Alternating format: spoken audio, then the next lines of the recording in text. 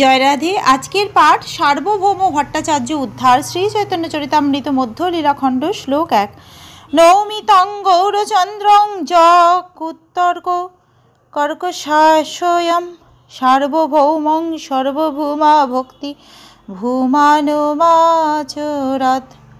আমি পরমেশ্বর ভগবান শ্রী গৌরচন্দ্রকে আমার সশ্রদ্ধ প্রণতি নিবেদন করি, যিনি কুতর্ক কর্কশ হৃদয় সার্বভৌম ভট্টাচার্যকে এক মহান ভগবত ভক্তে পরিণত করেছিলেন। জয় জয় গৌরচন্দ্র, জয় নিত্যানন্দ, জয় অদ্বৈত চন্দ্র, জয় গৌর ভক্তবৃন্দ। আবেশে চলিলা প্রভু জগন্নাথ মন্দিরে, জগন্নাথ দেখি প্রেমে হইলা অস্থিরে। জগন্নাথ আলিঙ্গিতে চলিলা ধাইয়া, মন্দিরে পড়িলা প্রেমে আবিষ্ট হইয়া।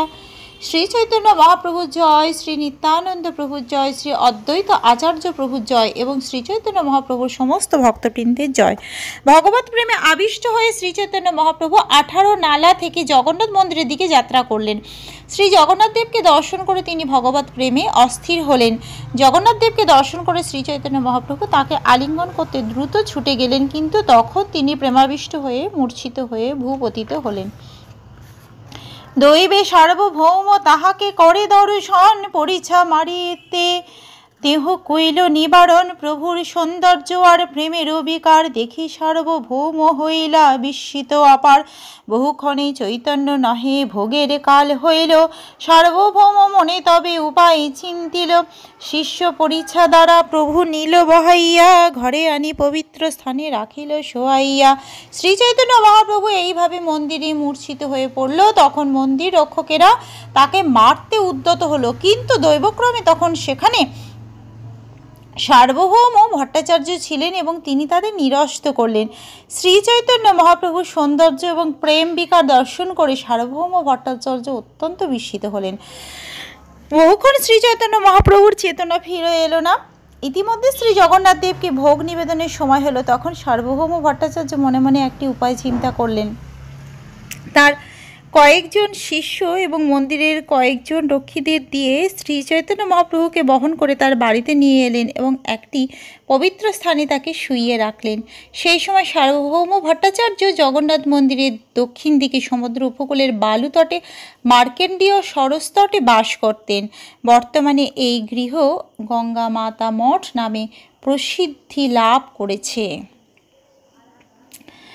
শ্বাস প্রশ্বাস নাহি উদর স্পন্দন, দেখিয়া চিন্তিত হইল ভট্টাচার্যের মন।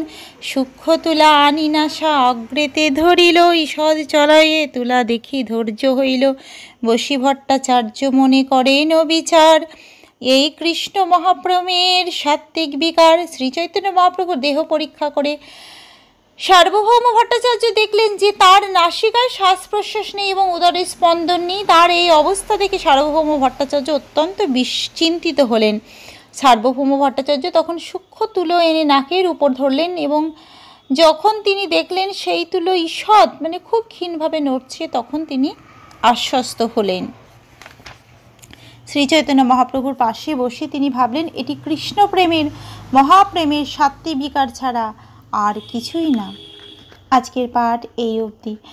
ভজ শ্রীকৃষ্ণ চৈতন্য প্রভু নিত্যানন্দ, শ্রী অদ্বৈত গদাধর শ্রীবাসাদি গৌর ভক্তবৃন্দ। হরে কৃষ্ণ কৃষ্ণ কৃষ্ণ হরে হরে, হরে রাম রাম রাম হরে হরে। জয় রাধে জয় রাধে, জয় রাধে জয় রাধে। জয় রাধে।